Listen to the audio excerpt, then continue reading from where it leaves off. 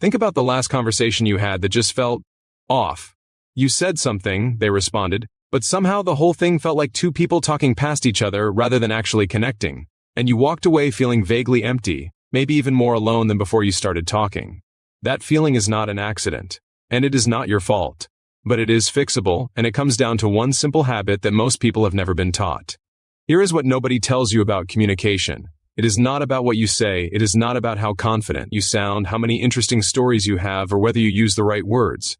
The people who transform their relationships, their careers, their entire social lives, they all quietly practice one fundamental thing that changes every single interaction they ever have. And in the next few minutes, you are going to understand exactly what that thing is, why it works on a neurological level, and how to start doing it immediately. But before we go deeper, if you are someone who knows your conversations could be dramatically better and you want structured guidance to accelerate that transformation, we do have related programs linked down below in the video description. Not everyone needs them. Honestly, if you are already a natural communicator, they probably are not for you. But if you have ever felt misunderstood, overlooked, or like your words never quite land the way you intend, you might want to glance down there before those resources cycle out. Now, let us get into this. Picture this. You are at a dinner. Everyone around the table is laughing, telling stories, and the energy is warm and easy. But you are sitting there, nodding, smiling at the right moments, and inside you feel like you are watching the whole thing through glass. You are present physically, but somehow you are not really there.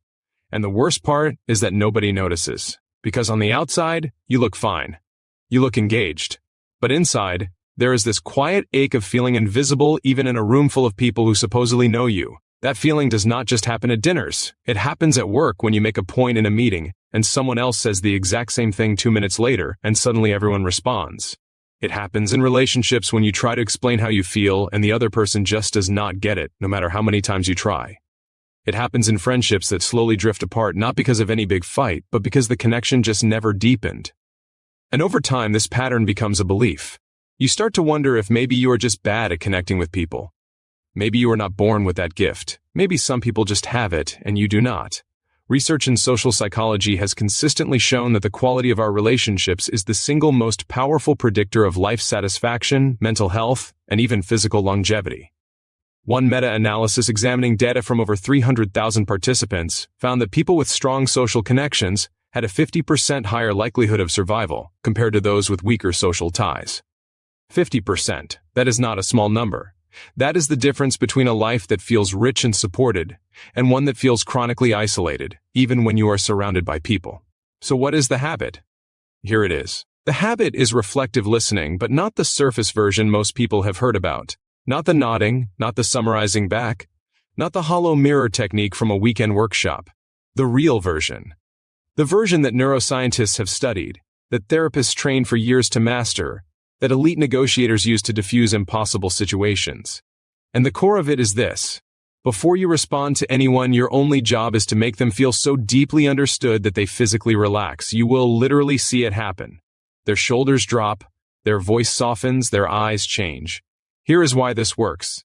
The human brain operates in a state of mild threat during most social interactions.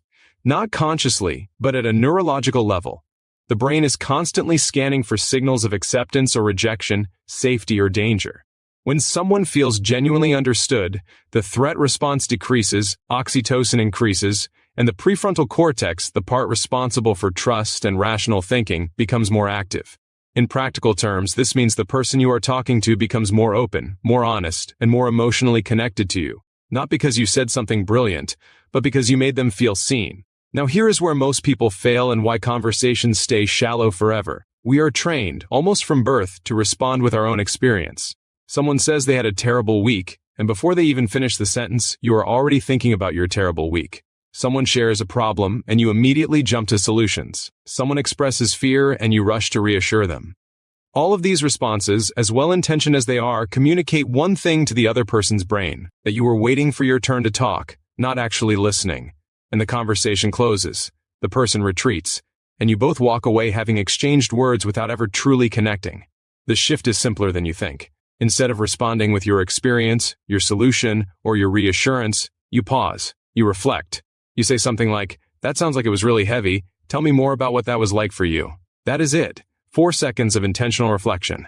And what happens next will shock you every single time. The person opens up in a way they almost never do. They share more, they go deeper, and they begin to feel something rare and powerful. They feel truly heard. The transformation that follows this shift is not subtle. People who implement this report that long-standing conflicts in their relationships begin to resolve on their own. They get promoted at work not because they became more technically skilled, but because their leaders and colleagues trust them more. Their friendships deepen to levels they have not experienced since childhood. Their romantic partnerships become more emotionally intimate than they have been in years. All because of one simple shift in how they listen. And here is the thing that trips most people up. They think this means being passive. They think listening means being the quiet one, the pushover, the person who never gets their needs met because they are always focused on everyone else. That is completely backwards. The most powerful communicators in the world are deep listeners. They lead rooms not by dominating conversations, but by creating a gravitational pull where people feel so seen and understood that they naturally want to be near them, work with them, follow them, trust them. This is not a soft skill. This is the hardest and highest leverage skill a human being can develop. Think about your life right now. Think about the relationship that has felt strained lately. The conversation you keep having that goes in circles. The person at work you cannot seem to get through to. The partner or friend who says you never really listen.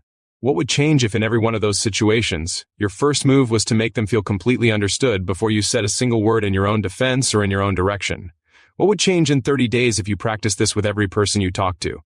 In 90 days, the science suggests you would be almost unrecognizable in the way you affect people. This is not theory. Professionals trained in advanced communication techniques have used these exact principles to transform their personal and professional lives in measurable, documented ways. Organizations that invest in deep listening training report dramatic drops in team conflict, significant increases in productivity, and retention improvements that save them millions. The evidence is overwhelming. And it is available to you starting with the very next conversation you have today. The next time someone starts talking to you, try this. Stop forming your response. Stop waiting for your turn. Just listen for the emotion underneath the words and reflect it back. Do that once today, just once, and watch what happens to the other person's face. If you are ready to go beyond this single habit, and you want a complete framework for transforming how you communicate across every area of your life, the related programs in the video description were built exactly for that. Most people will watch this video, feel motivated for an hour, and then slip right back into old patterns by tomorrow. The ones who do not are the ones who give themselves the right support. Those resources exist for you. The question is whether you are going to use them.